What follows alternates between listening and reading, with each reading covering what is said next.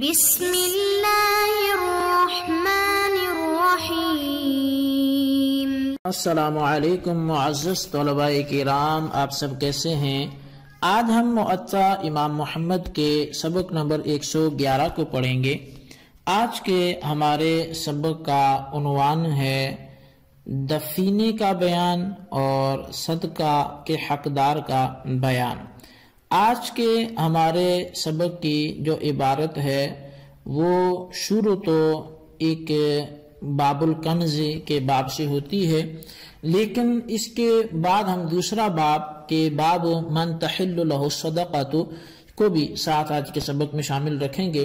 تو اس لیے آج کے سبق میں ہم دو ابواب پر گفتگو کرنے والے ہیں۔ ایک تو ہمارا یہی باب ہوگا کہ دفینہ یا خزانہ اس کی زکوٰۃ کے حوالے سے، اور دوسرا کہ صدقہ کون لے سکتا ہے، اس پر بھی ہمارا کلام ہوگا۔ تو چلیے بڑھتے ہیں، پہلے احادیث کی قرات کر کے ان کا ترجمہ کرتے ہیں، اس کے بعد پھر باقاعدہ اس پر کلام جو ہوگا وہ کرتے ہیں۔ تو اخبرنا مالک حدثنا نافع قال سئل ابن عمر عن الکنز قال هو المال الذي لا تؤدى زکاتہ۔ امام محمد فرماتے ہیں کہ ہمیں امام مالک نے خبر دی، اور وہ فرماتے ہیں کہ ہمیں حضرت نافع نے بتایا کہ حضرت عبداللہ بن عمر رضی اللہ تعالی عنہما سے کنز کے بارے میں پوچھا گیا کہ وہ کیا ہے، تو انہوں نے فرمایا کہ وہ مال ہے کہ جس کی زکوٰۃ نہیں دی جاتی۔ اخبرنا مالک حدثنا عبد اللہ بن دینار عن ابی صالح عن ابی ہریرہ قال من کان له مال ولم يؤد زکاتہ مثل له یوم القیامة شجاعا اقرع له زبیبتان یطلبہ حتی یمکنہ، اور یطلبہ حتی یمکنہ فیقول انا کنزک۔ امام محمد فرماتے ہیں کہ ہمیں امام مالک نے خبر دی کہ ہمیں عبداللہ بن دینار ابو صالح سے وہ روایت کرتے ہوئے بتاتے ہیں کہ حضرت ابو ہریرہ رضی اللہ تعالیٰ عنہ نے فرمایا کہ جس کے پاس مال ہو اور وہ اس کی زکوٰۃ نہیں دیتا، تو وہ مال گنجے سانپ کی صورت میں جس کے سر پر 2 نقطے ہوں گے، اس زکوٰۃ نہ دینے والے پر مسلط کر دیا جائے گا، جو اس کے پیچھے لگا رہے گا حتیٰ کہ اس پر وہ غلبہ پا کر اسے کہے گا کہ نہیں تیرا وہ خزانہ ہو۔ تو اب یہ لفظ کنز جو ہے اس کا ایک معنی تو ویسے مال جمع کرنا ہے، اب کوئی بھی خزانہ ہو تو اسے کنز بول دیتے ہیں، تو جیسے کنز الایمان، اور دوسرا اس کا جو معنی ہے وہ مال کو زمین میں دفن کرنا، اور شرعی معنی یہ ہے کہ ایسا مال جس پر زکوٰۃ واجب تھی لیکن اس کی زکوٰۃ نہیں دی گئی تو اسے کنز بولتے ہیں۔ اب قرآن کریم میں ہے کہ والذین یکنزون الذھب والفضة ولا ينفقونها فی سبیل اللہ، کہ وہ لوگ جو سونے اور چاندی کو جو ہے وہ جمع کر کے رکھتے ہیں اور ان کو اللہ کی راہ میں خرچ نہیں کرتے، یعنی ان کی زکوٰۃ وہ نہیں ادا کرتے۔ اب اس آیت کریمہ سے کنز کی تعریف جو ہے وہ سامنے آتی ہے، یعنی کنز وہ سونا چاندی جو نصاب تک پہنچتا ہو اور مالک اس کی زکوٰۃ ادا نہ کرے۔ اب اس سلسلے میں حضرت ابو ہریرہ رضی اللہ عنہ سے ایک روایت بھی آئی ہے کہ جو آدمی مال جمع کرے اور اس کی زکوٰۃ ادا نہ کرے، وہ مال اس کے لیے کل قیامت کو گنجا سانپ بن کر آئے گا، جس کی آنکھوں پر 2 کالے داغ ہوں گے۔ وہ اپنے مالک کو تلاش کرے گا، پکڑنے پر کہے گا کہ میں تیرا وہی مال ہوں جو تو نے جمع کر کے رکھا تھا اور اس کی زکوٰۃ ادا نہیں کی تھی۔ تو لہٰذا ہر مسلمان کو چاہیے کہ وہ مال کا نصاب جو ہے وہ جب اس کا پورا ہو اور اس پر سال گزر جائے تو اس کی زکوٰۃ ادا کرے، ورنہ کل قیامت کو وہ ان سزاؤں سے بچ نہیں سکے گا جو قرآن و حدیث نے اس کے لیے بیان فرمائی ہے۔ اللہ تعالیٰ ہر صاحب نصاب مسلمان کو زکوٰۃ ادا کرنے کی توفیق عطا فرمائے اور اسے کنز بنانے کی عادت سے چھٹکارا عطا فرمائے۔ تو یہ جو ہماری گفتگو ہوئی یہ اس حوالے سے تھی کہ جو کنز ہے اس کی شرعاً جو ہے وہ کیا صورتحال ہے اور کیا تعریف ہے۔ اب جو ہمارا باب شروع ہو رہا ہے وہ ہے باب من تحل لہ الصدقۃ، کہ یہ باب اس شخص کے حوالے سے ہے کہ جس کے لیے صدقہ لینا جائز ہے، یعنی ایسا کون سا شخص ہے کہ جس پر صدقہ لینا یہ جائز ہے؟ تو اس حوالے سے جو ہماری گفتگو ہے وہ اس باب سے شروع ہوتی ہے، جیسے ہم ابھی پہلی حدیث اس باب کی پڑھ کر وہ چلاتے ہیں۔ تو امام محمد لکھتے ہیں کہ اخبرنا مالک حدثنا زید بن اسلم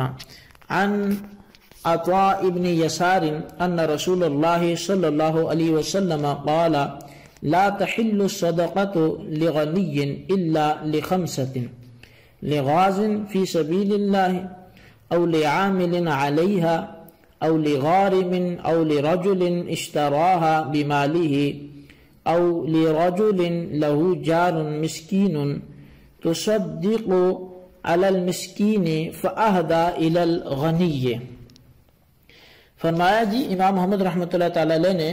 کہ ہمیں امام مالک نے خبر دی کہ عطا بن یسار سے زید بن اسلم نے بیان کیا کہ بے شک رسول اللہ صلی اللہ علیہ وسلم نے فرمایا غنی ہوتے ہوئے 5 اشخاص کے سوا کسی اور کو صدقہ لینا یہ حلال نہیں ہے۔ ایک یہ کہ اللہ کی راستے میں جو جہاد کرنے والا ہے، دوسرا صدقات پر مقرر کیا گیا جو عامل ہوتا ہے، کارندہ ہوتا ہے، وصول کرنے والا، اور تیسرا مقروض، اور چوتھا وہ شخص جو قیمتاً اسے اپنے مال سے خریدے، اور پانچواں یا ایسا شخص کہ اس کے پڑوس میں کسی مسکین کو صدقہ دیا جائے تو اور وہ ہدیہ کے طور پر اس کو دے دے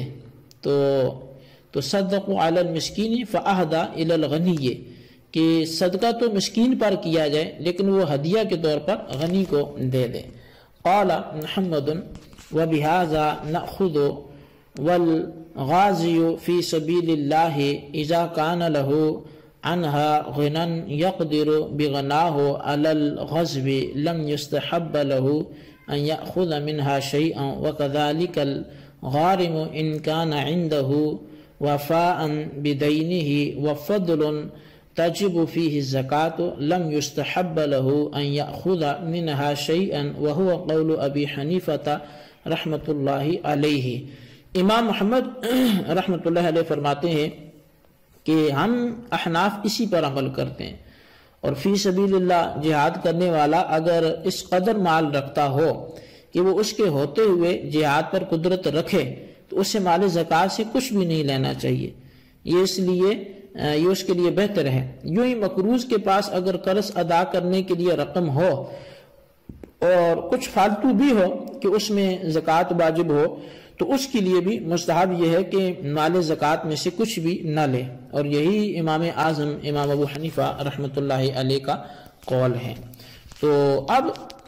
زکوٰۃ کا مال کن لوگوں کو لینا جائز ہے، اس حوالے سے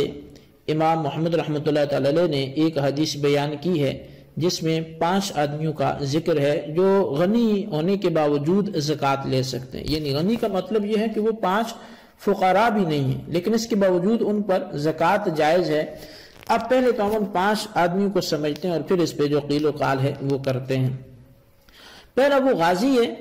اگرچہ اپنے گھر میں وہ صاحب نصاب ہو تب بھی اسے زکوٰۃ لینا جائز ہے، اگر زکوٰۃ لیے بغیر اس کا گزر ہو سکتا ہے تو نہ لینا بہتر ہے۔ اور دوسرا وہ عامل کہ جسے حکومت نے زکوٰۃ و صدقات جمع کرنے پر مقرر کیا، اس کی ڈیوٹی یہ ہے اگر وہ صاحب نصاب ہو تو بھی زکوٰۃ میں سے کچھ لے سکتا ہے لیکن اس کے لیے بھی نہ لینا بہتر ہے۔ اور تیسرا مقروض ہے کہ جب قرض اتنا دینا ہے کہ جو کچھ گھر میں نقدی وغیرہ ہے قرض ادا کرنے کے بعد اس کے پاس نصاب کی مقدار باقی نہیں بچتا، اس سے زکوٰۃ لینی جائز ہے۔ اور اگر قرض ادا کرنے کے بعد باقی مال یا نقدی اتنی بچتی ہے کہ وہ نصاب تک پہنچ جاتی ہے تو اب اسے زکوٰۃ لینا درست نہیں ہے۔ اچھا، چوتھا وہ شخص جو مال زکوٰۃ کسی غریب سے خرید لیتا ہے، یعنی کسی صاحب نصاب نے اپنی زکوٰۃ غریب و فقیر کو دی